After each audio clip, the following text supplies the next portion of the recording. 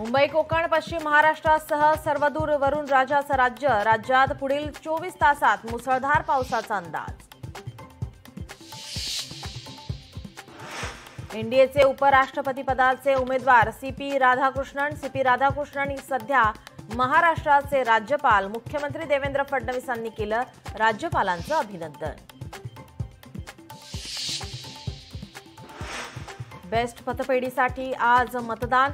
ठाकरे बंधू आणि भाजप यांच्यात होणार लढत. उद्या निकाल लागणार.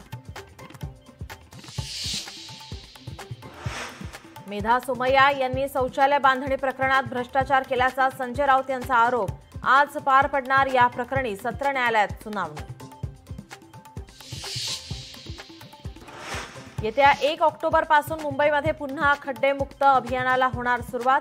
मुंबई महापालिका अंतर्गत रस्त्याच्या काँक्रिटीकरणाचं काम हाती घेतलं जाणार. संतोष देशमुख हत्या प्रकरणाची आज 12वी सुनावणी. मकोका न्यायालयात पार पडणार सुनावणी.